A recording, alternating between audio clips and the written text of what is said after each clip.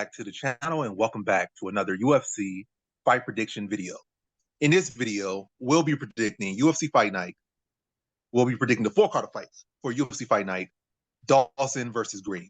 But before we get into that, one quick reminder or notice. We'll be doing a $100 contest for UFC 294. No, straight prediction, like who has the best predictions for the card. You don't have to compete against me or NickyBets. Just, everyone else in the chat or everyone else in the Discord. Circle your picks, get them in before the fight for UFC 294. I mean, it's not starting just yet, but, join ahead of time, so you'll be there ahead of time.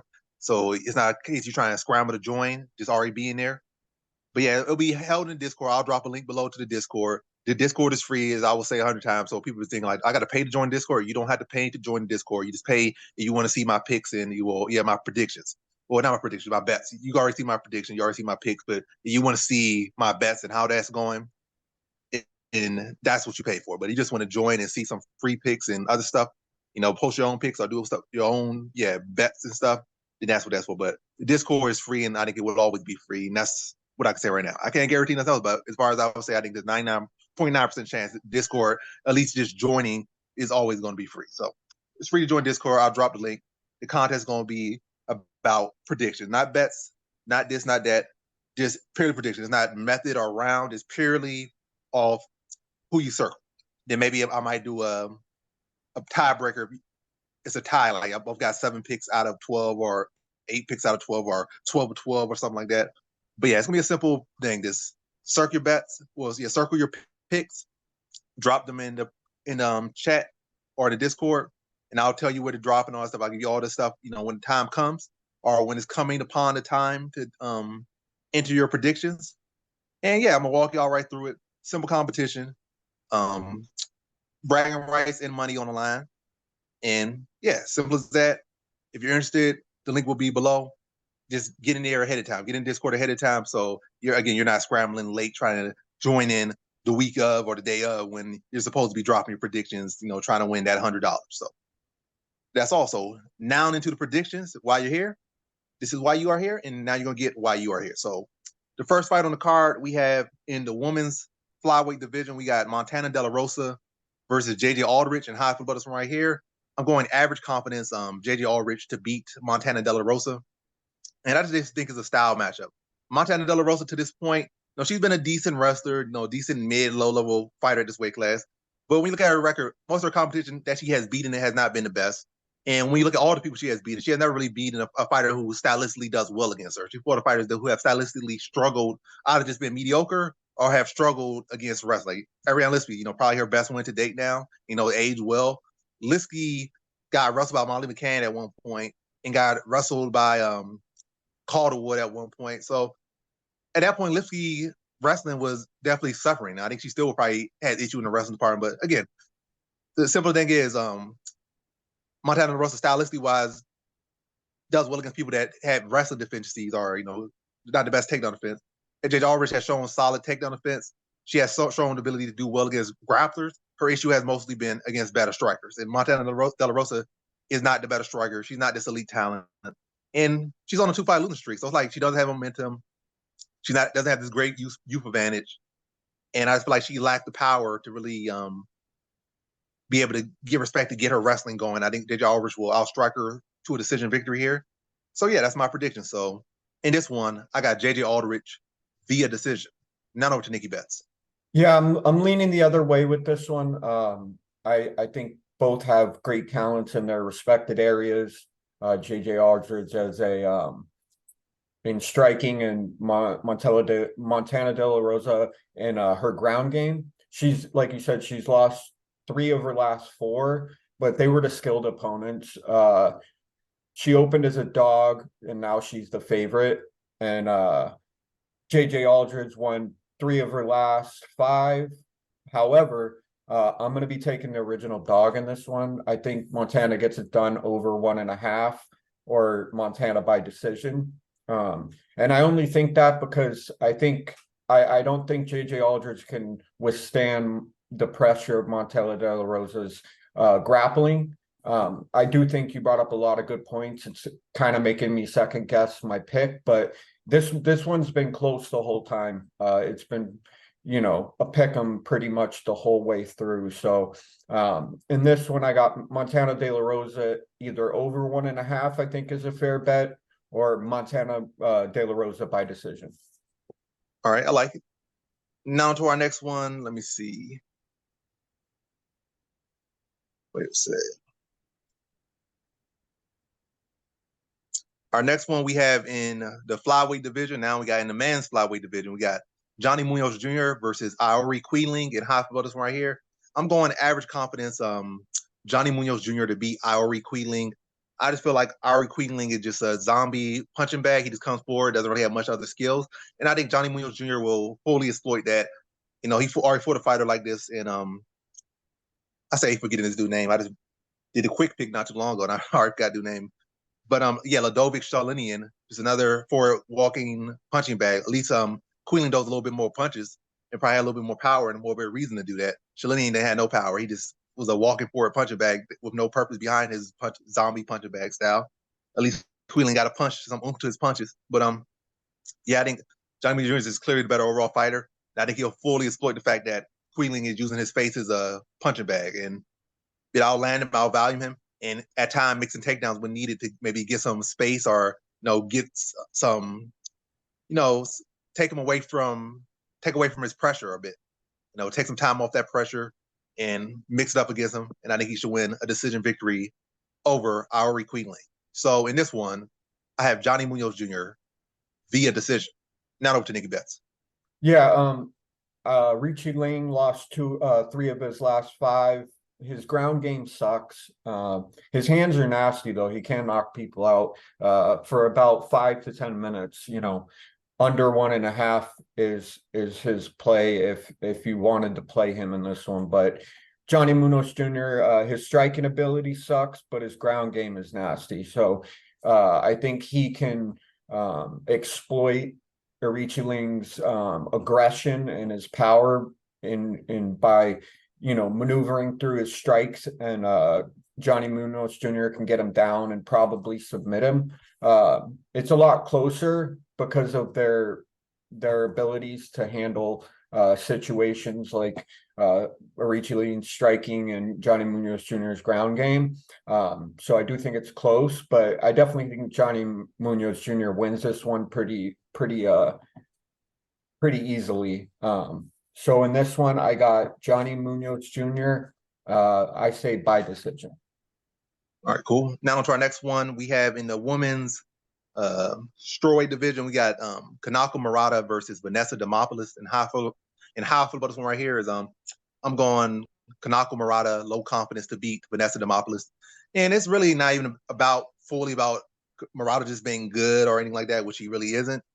It's a lot of being factor that she does have, neither of them have momentum, but Demopoulos is 35 years old. Kanako Murata is like 29, 28, sub 30 versus mid 30s. And that's just a lot of times not a good indicator for me. So I got to go Kanako Murata here to win. But the confidence is low also given the fact that Demopoulos is pretty good at going for arm bars. That's probably her most favorable submission in her resume or in her arsenal. And that seems to be a weakness for Murata. That's her submission she's weakest to. So it's definitely a path to victory that's pretty clear and almost written on the wall. The writing's on the wall for Vanessa Demopoulos. But I can't imagine Kanako Murata, after her last performance where she got her arm dislocated by armbar and, has had to spend some time out rehabbing the arm, I can't imagine her going out there and not being prepared for that, not making adjustments. So I think she'll be able to strike a little bit more, mixing her takedowns, be smarter with it, probably pass the half guard to take away that armbar. And this fight is a smarter fight. I definitely think there will be some close calls here, but going with the younger Kanako Murata, I'm expecting her to make some adjustments, make some improvements, and have her armbar defense more on point this fight and be able to grind out a decision over the always tough Vanessa Demopoulos. So in this one, I have Kanako Murata via decision. Now over to Nicky Betts. Yeah, Vanessa won 3 of her last 5. Although her record is 9-5, which I think she's an average fighter, and she's fighting a high level fighter.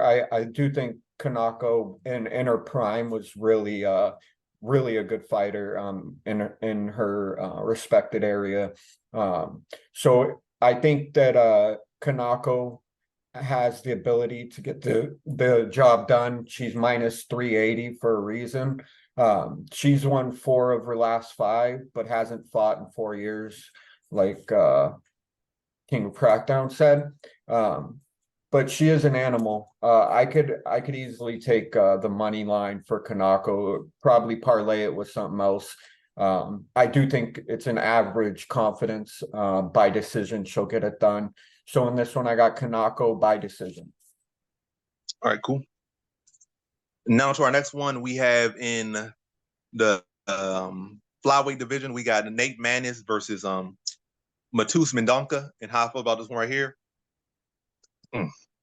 I'm going low confidence Matus Mendoca to beat Nate Maness, to be honest. Yeah, my confidence is low here.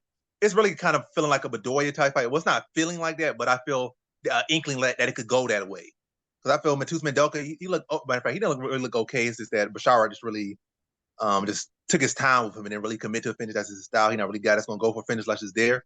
But, he beat him pretty clearly. He did what he wanted to do against him.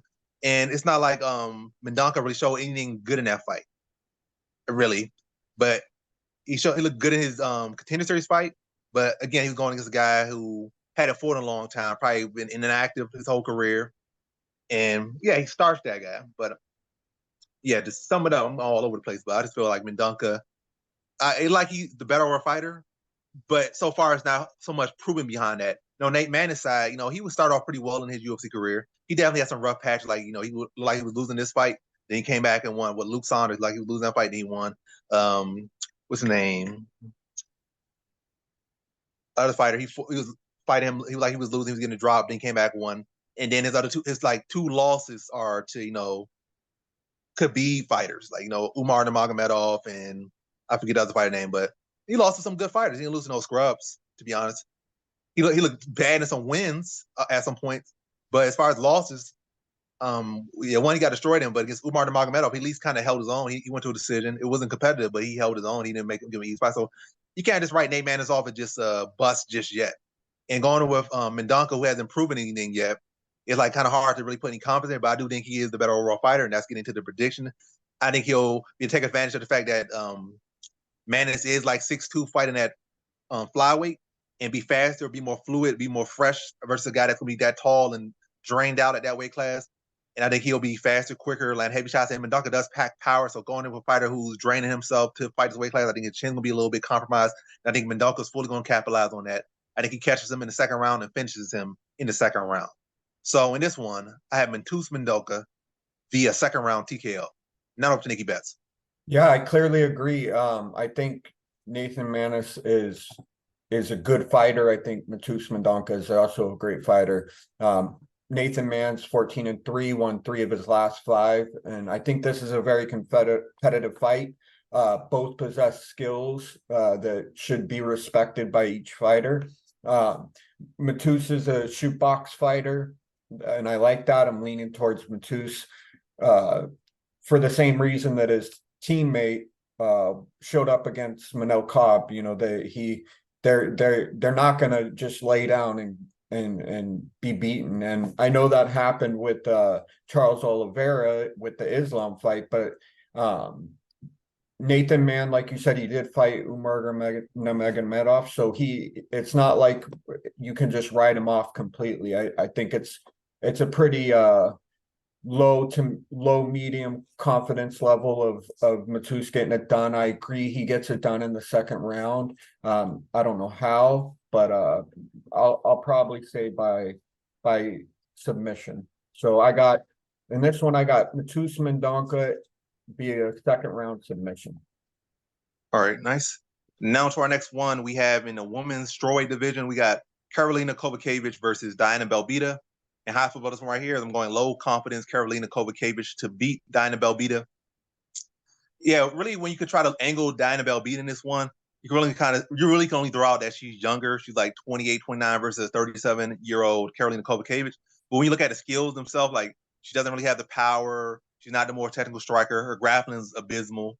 So like what is your angle to win? Just being younger, and that's not enough for me to try to lean to our angle for Diana Belbita. And there have been plenty of times where these younger fighters come in and they be mediocre and they be able to beat these legends and good fighters and great fighters of the past, former champions, former top contenders. But again, it's just hard to find an angle for it. Even her last fight, that's not really a good statement. Like, oh, she made so much improvement. She was fighting Maria Oliveira, who's a low tier fighter, and she was struggling with her. Gave the first round pretty clearly. You know, really had to win the fight on her hair for chinny chin by being able to stay on her feet in the third round. So yeah, it's not really saying it. So her takedown defense doesn't look good. Her grappling doesn't look good. And Karolina Kowalkiewicz could match or surpass her output. And she also makes in takedowns. Karolina Kowalkiewicz has been working on her takedowns and her grappling. So that's a path to victory she can take in this one. So I'm leaning Karolina Kowalkiewicz here to outwork her. And, you know, mix it up when it needs to be mixed up. Whereas Belbita is mostly going to be looking to, you know, get it done on the feet or trying to win a decision fight on the feet. Whereas Karolina Kowalkiewicz can mix up on the ground. She can mix up on the feet. And I think she can beat her everywhere. And I think she will beat her everywhere. And I think she beats her by decision victory. So in this one, I have Karolina Kowalkiewicz via decision. None over to TNickyBets. Yeah, Carolina and Diana, this is a strange fight for me. They're both kickboxers. At one point I thought Carolina was going to be champ. I thought that she had the possibility of winning the belt, and then she just went way down in the rankings. She's 15-7, won 3 of her last 5. And then you have Diana Belbita, who is a great striker. I think this is striker versus striker, but I do think if Carolina mixes in the takedowns, that she could definitely, you know, overpower Diana. It's competitive, man. I'm on the fence with this one. I want to go Diana Belbita by a decision, but yeah, I'm just gonna go for it. Diana Belbita over 1.5 for Diana Belbita by decision, and I have a very low confidence in that. I do think there's a lot of ways that Carolina can itch out a victory, and I think it's more likely that Carolina wins, but there's a couple dogs on this card that I just want to bet on for maybe all the wrong reasons. So in this one, I got Diana Belbita by decision. All right, nice. Now to our next one, we have in the final fight on the prelims. We have in the light heavyweight division, we got Felipe Lins versus Iwan Cutelaba. And how I feel about this one right here is I'm going to average confidence Iwan Cutelaba to beat Felipe Lins. Yeah, Lins is up there in age. He's 38 years old. You know, he looks okay in some of these fights, but we got to look at who he fought. You know, he fought Trashnio, who has no defense. You could just walk him down and punch him in the face. His hands always low. No real defense on the feet outside of, you know, using his kicks to create range or trying to keep away. And then when you get beyond those kicks, he don't have no defense. And he still took him to a decision. So not really a great win. Then he fought I think OSP just like falling down at this point in his career. So, and I think OSP like 40 now. So it's like, not really a good win either at all. And then Max Grisham, which is a good win, but he fought another fighter who's up there in age. And what he went out there and walled and stalled him. And I think going with Iwan Cutelaba, the 28-year-old, people might question his cardio, but in reality, when you look at those fights, his cardio really hasn't really been a big issue in his career. Like when you really look at the fights, maybe like 1 or 2 of those fights you kind of pinpoint cardio, but you got to look at how much of pace he put in those couple rounds. It was just like he went out there, I think, against Jacoby. That's the fight we kind of bring in cardio. He kind of faded a little bit. But I think when he do like 100 strikes, or he went for a lot of takedowns against Jacoby in that first round and got a lot of takedowns. So that's the fight where you can see obviously going to frame. But is that really bad cardio or is that bad pace?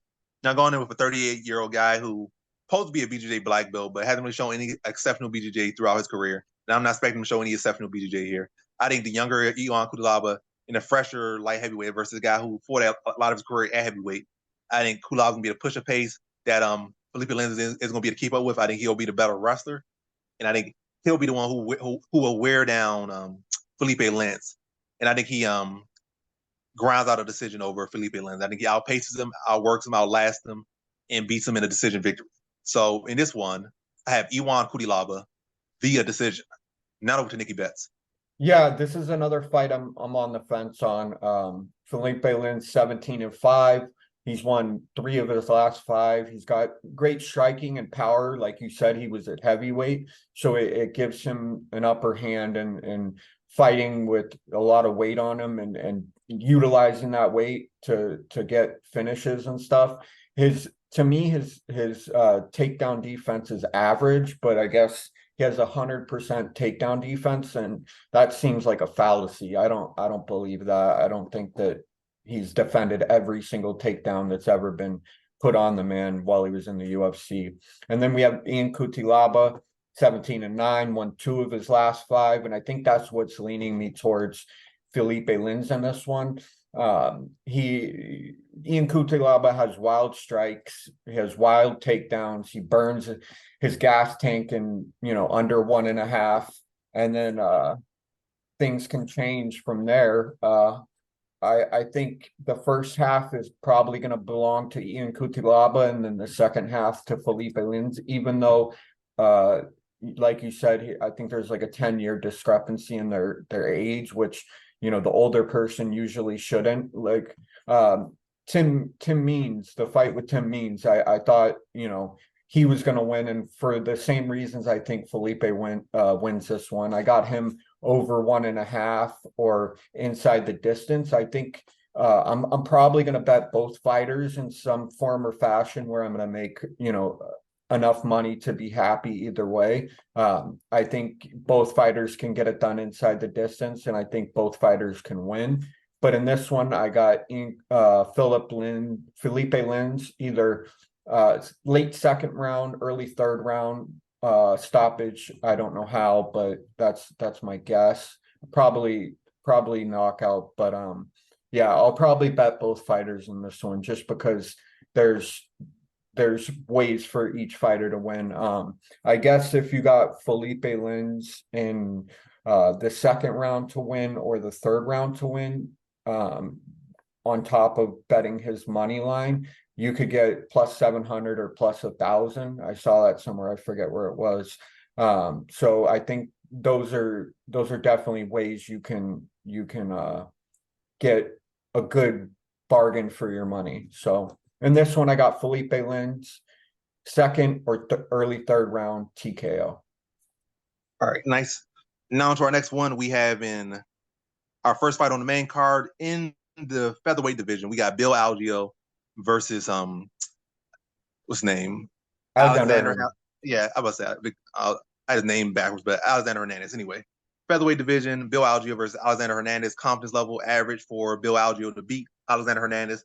I think Hernandez is making a mistake coming back down to 45. He should have stayed at 55. Who knows? Maybe he's in the gym getting his teeth kicked in by other 55ers, and he's doing well against 45ers. So he's like, I can make 45. I can cut the weight. I can make the weight. If I get it right, I'm fighting people that I'm doing better against in the gym. But it's not in the gym. In the gym, you're not cutting weight in the gym typically. I mean, you're cutting weight probably in the process of cutting weight, but you're not doing the same thing, that extensive cut to really probably cut that 10 pounds and really drain yourself like a night out before the fight. That's a big difference. So you might be able to walk around at 170 and fight guys that walk around 150 and, doing well with them in the gym. But the translation from you trying to, cut down to 55 and trying to cut down additional 10 pounds now.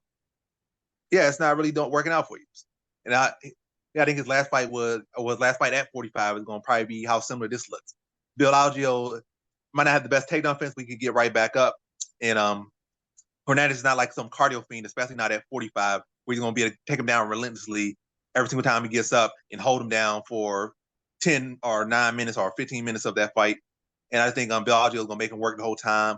Combinations, stay in his face, make him miss, make him pay, and stay on him. And early on, definitely going to be where Hernandez is going to be most dangerous. But once that finish or once that moment kind of fades, passes, then the knockout, the chance of that knockout is going to drop more. And Bill Algeo is only going to pick up his pace now that the steam isn't coming as hot as it was early on in the fight. I think Bill Algeo just starts to, really start to chew him up. If he gets exhausted, I think he TKOs him in the third round. Not TKO. He submits him in the third round. A tired Hernandez that gets tapped out third round by Bill Algeo.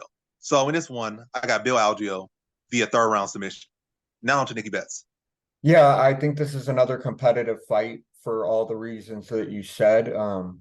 I think that him cutting weight is also a big factor in him possibly losing this. Alexander Hernandez is 14-6 He's won 3 of his last 5. Overall, he's a great fighter. And he can get the job done, which I like. I think if he empties the gas tank, he has the ability to win this one. But he's fighting Bill Algeo, who has a better gas tank, also 14-6, but only won 2 of his last 5. With that being said, I feel like this is a very close fight. I do. I'm leaning Bill Algeo by decision. But I do see ways where this gets done early by Alexander Hernandez, and I see ways that it gets done late by Bill Algeo. But I have to agree on what you said, that him cutting the weight another 10 pounds, I think it's a bad decision. I think he needs to stick where he's good at, winning 3 out of his last 5. But yeah, in this one I got Bill Algeo by decision. All right, nice. Now we're on to our next one. We have in the lightweight division, we got Drew Dober versus Ricky Glenn or Rick Glenn. And how I feel about this one right here is I'm going low confidence Drew Dober to beat Rick Glenn. I just feel like Drew Dober, getting oversteamed, overjuiced. I feel like in reality, in reality, Drew Dober should never be as high as the odds are for him. When has he ever really been this trustworthy commodity? Never. At it, the true essence, like no insult to him, he's not elite. No, you could change his name to elite. You could do whatever you want, elite. You could make a fan club from him and have 1 million subscribers say he's elite, but he's not an elite fighter. He's not. He's inconsistent. He had a good bit of record on himself in his last fight to show he's still that incomplete, inconsistent fighter. At the end of the day, he's just really in reality, he's a one-dimensional striker. And how far is that going to take him? He kept him in the sport, kept him in the league, but he worked on his takedown defense, was weak at one point in his career. But again, still one track. He just going to sprawl and strike. Very simple-minded, not simple-minded, but it's a very simple game plan, a simple approach. He should win this one, but am I putting a whole lot of confidence in him? No. And in reality, it's probably like an average confidence here, but the low confidence is kind of more so factor to the odd. Like this guy like -500, -600. All right. I think at one point it was like -700. I don't know where it is at right now, but obviously if it's over -300, it's too much. Too much for me for Drew Dober. We're going with Rick Glenn, who also got knocked out, but they both coming off knockout also. So again, like the odds don't make sense. In fact, they both got knocked out. I guess they just feel like, oh, it's a striking matchup. But Drew Dober is the one who's typically always using his chin as a crutch. Mm-hmm. So who knows, he gets knocked out again. And you can say Favola packs more punches, power. So again, I am picking Drew Dober to win because the reason do line up with him better, but does line up with him for those odds? They do not. But I'm picking Drew Dober here. I think he'll be able to find the knockout in the first round. I think both guys kind of be a little bit chinny, a little bit hesitant, but I think once they start cracking, I think Drew Dober's gonna land harder and he's gonna land faster. I think he puts Rick Glenn out late first round. So in this one, I have Drew Dober via first round TKO. Now over to Nicky Betts. Yeah, I couldn't have said it better. The inconsistencies of Drew Dober definitely leave a lot to be desired. He's 26, 12, and 1 no contest. Won 3 of his last 5. I think he's a skilled phone booth fighter who has okay ground game. I had Matt Favola winning the last fight, which he did spectacularly, and I definitely appreciate Matt Favola for that one. I guess Ricky Glenn is 6 foot and Matt Favola, Drew Dober's 5'8".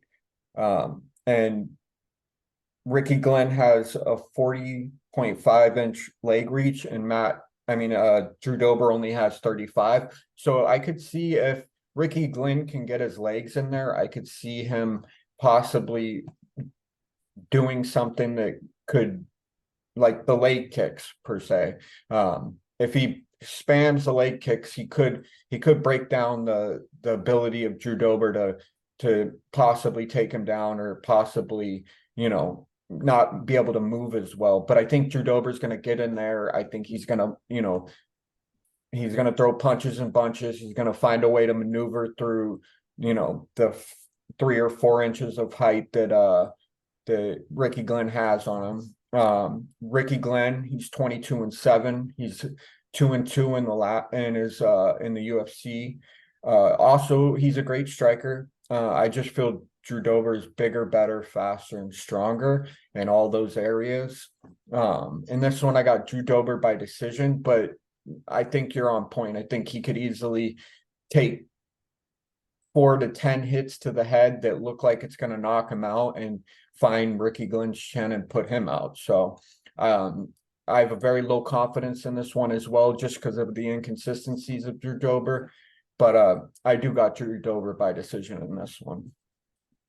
All right. Now on to our next one. We have in the welterweight division, we got Alex Morono versus Joaquin Buckley. And how I feel about this one right here is I'm going average confidence, Joaquin Buckley to beat Alex Morono. I think Morono's a very underrated fighter. You know, part of that underratedness comes from his own tendencies, or at least early on in his career, to just throw his technique out the window. And that led to him losing a lot of fights that he probably could have won. But he's gotten better. He's matured. So he's not the same fighter, but I still think he's that fighter who can be taken out early. I think he's a fighter, who takes a little bit of warming up to do, as we saw with the Tim Means fight, as we saw with the Chaos Williams fight. Chaos Williams was able to starch him. Nico Price was able to starch him in the fight that's now, I think, a no contest. So he's a fighter who can be starched, and Joaquin Buckley is definitely a fighter who can come out hot and blazing. And exploit the fact that this guy's slower, less athletic, less physical, and a slow starter. Impose him with all that athleticism, all that physique, and put that power on him early and get him out of there. I think that's what he does. But Morono, without doubt, if he can get him out that first round, this turns a very tough fight. And he's definitely, technically, probably the more technical fighter, to be honest. But he is giving a lot of size, he's giving a lot of talent, a lot of skill. But he is probably the more technical fighter here. But yeah, and Joaquin Buckley's fully going to take advantage of that slow start, catch him cold, and get him out of there first round. So in this one, I have Joaquin Buckley via first round TKO. Now over to Nicky Betts. Yeah, I'm a big Alex Morono fan. This one, I'm excited for this one because I think both fighters possess ability to put the other fighter out. I'm definitely taking Alex Morono in this one. I know he's 23-8, but he's won 4 of his last 5. I've made so much money on the guy, and to me, the money train doesn't stop. I'm going all in on Alex Morono. Even though Joaquin Buckley is a beast, he's 16-6. He's 3-2 out of his last 5. He's got excellent striking. He is very athletic, like you said. He has good takedown defense. But give me the black belt, 3rd-degree black belt to win this one inside the distance. I'll be honest. I'm gonna be nervous this whole fight. Like this whole fight, I'm gonna be sitting on the edge of my seat, like, oh no, Joaquin just wobbled him. Oh no, Joaquin's getting in there, pushing the pace. But I think Alex Morono gets it done inside the distance, probably by submission. I don't think he can outstrike Joaquin Buckley. I think he can make it competitive on the feet, but I think Joaquin Buckley clearly has the advantage. He's more athletic, like you said. But I want Alex Morono to win this one. And I think an inside the distance as a play is perfect, but for me, I'm gonna go Alex Morono inside the distance. But I think either fighter has the ability to definitely push the pace and put the other fighter out. So in this one, I got Alex Morono inside the distance. All right. Now to our next one, we have in our co-main event, we have Joe Pyfer versus Abdul Razak Alhassan. And how I feel about this right here is I'm going Joe Pyfer lock confidence to beat Abdul Razak Alhassan. So Pyfer is 6'2", 6'3-ish, probably 6'2", probably 6'2" in a good half, versus Abdul Razak Alhassan, who's 5'9", 5'10". Got a 29-year-old Pyfer versus a pushing 40, might as well be 40. Let's round it up. 40-year-old Abdul Razak Alhassan, who's 38 to 39 years old. So pushing 40. He's kind of choosing very late in his career to try to fight smarter, conserve his energy a little bit better. But hey, I guess you only got the present, so he's going to do what he can now, even though he should have probably did that 10 years ago. But he's improving a little bit, but still, I think he's out of his depth. I think Pyfer's a good talent. He's doing everything he needs to do. He's going out there knocking he's knocking Richard out. He went on there right after knocking him out, competed with him in grappling and beat him in grappling too. So pure grappling beat Richard in grappling. So he's doing what he want to do. He's testing himself in the grappling department, going get out of his comfort zone constantly. Big, young, physical fighter with a lot of talent. Yeah, I think he's going to be too good for Abdul Razak Hassan. Hassan has a good puncher chance. He has that in every single fight. But yeah, I think Pyfer's going to really just pick him apart from distance, take him out that first round, and then come for the kill in that second round when Abdul Razak Hassan's frustrated gasping for air, probably leaking a little bit of blood and out of answers, and just trying to swing for the fences, probably get himself off balance, then get cracked with a counter to finish up with some ground and pound in that second round.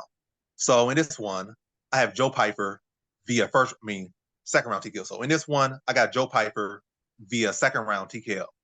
Now over to Nicky Betts.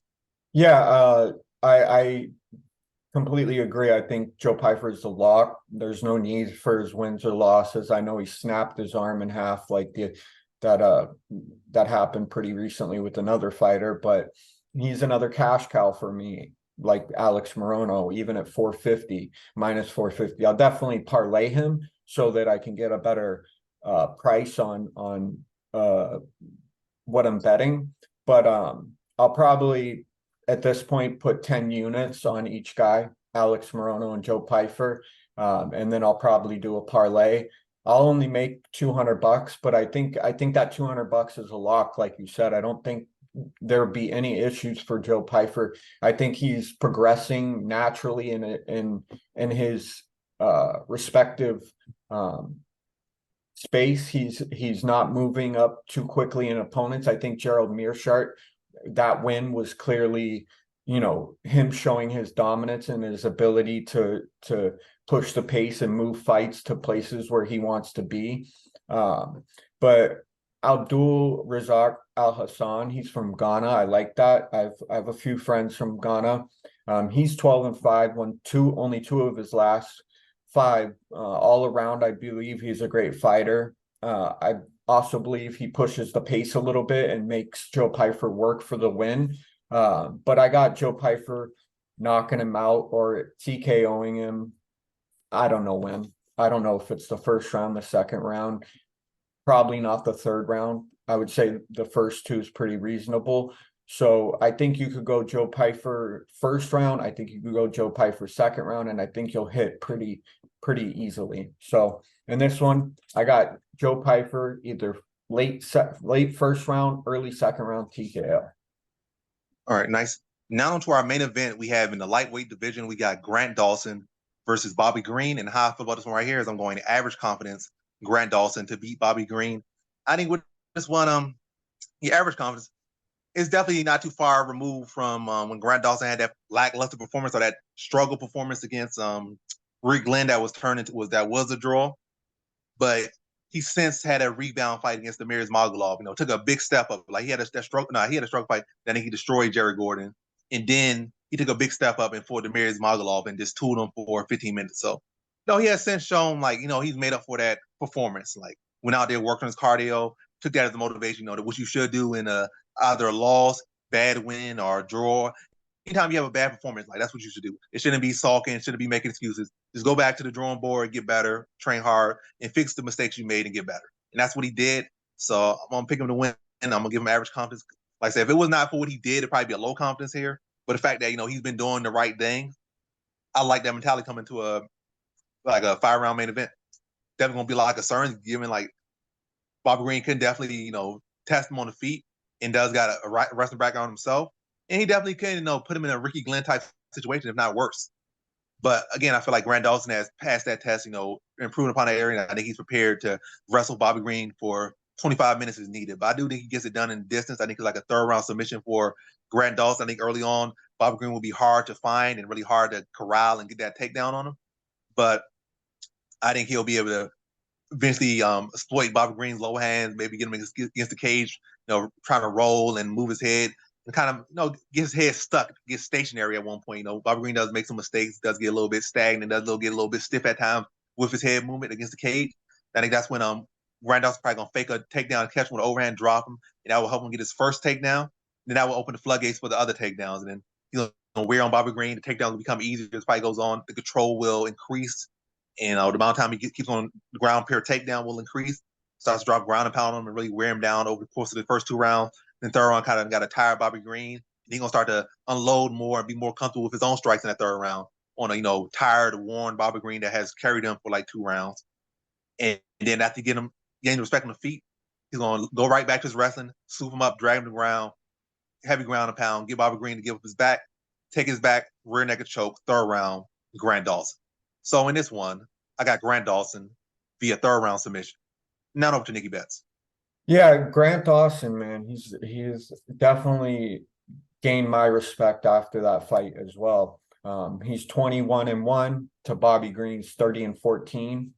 I think he's going to do the exact same thing that Islam did, you know, the Dagestani shuffle, where he just ties up his legs with his legs, he holds him down, wears him out, and then ends up getting, like you said, either a rear naked choke or a guillotine. I don't know if the guillotine will be there. I think he'll probably try to take the back, like you said.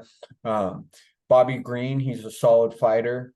His defensive wrestling lacks the necessary it lacks the necessary ability to stop the takedowns from Grant Dawson, in my opinion. I do believe Bobby Green touches him up a bit. I think Bobby Green will let his hands go, and he'll definitely be able to touch Grant Dawson and make the fight look a little competitive. But in the end, I definitely got Grant Dawson inside the distance. I think, like you said, I think Grant Dawson by submission works as well too. So in this one, I got Grant Dawson, medium to high confidence lock by sub or inside the distance. All right, nice. Now we're gonna wrap this video off with our parlays for this week. So I'm gonna start with my parlay, and then Nicky Betts gonna follow up with his parlay. Then we're gonna wrap this video up. But yeah, so my parlay for this week will be JJ Aldrich, it'll be Bill Algeo, and it will be Joe Pyfer to reel it in and wrap it all up. So the three will be JJ Aldrich, it'll be JJ Aldrich, Bill Algeo, and Joe Pyfer. So again, JJ Aldrich, Bill Algeo, and Joe Pyfer. And that will be my parlay for this week. And now for Nicky Betts for his parlay for the week. Yeah, I'm excited for my parlays this week because I think I'm gonna do well with them, and I also think that it's gonna be a moment for me to really enjoy the fights like I like to. I like betting on every fight, and I do pretty well. Sometimes I'll make parlays, like the Tamiris Vidal bet just kind of turned me off to women completely. I know, like the Valentina Shevchenko versus gosh, who did she fight? Valentina Shevchenko.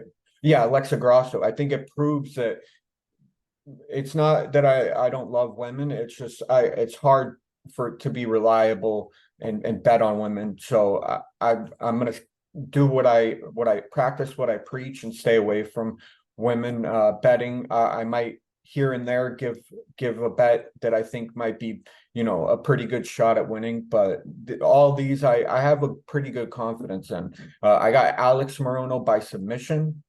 I think you can also do him inside the distance, and that would work. I think you can also do Alex Morono by over 1.5, because I don't think Joaquin Buckley will get out there that easily. But in this one, I got Alex by sub. I got Joe Pyfer inside the distance. I think you can also do Joe Pyfer by KO, and that would probably work. But in this one, I'll do Joe Pyfer inside the distance, Grant Dawson as well inside the distance, and Mateus over 1.5. So all my bets are Alex by sub, Joe Pyfer inside the distance, Grant Dawson inside the distance, and Matosh over 1.5. And that'll be your parlay? Yeah. All right, cool. And that's the video. Thanks for watching. Like, comment, and subscribe, and come back for more videos. Peace.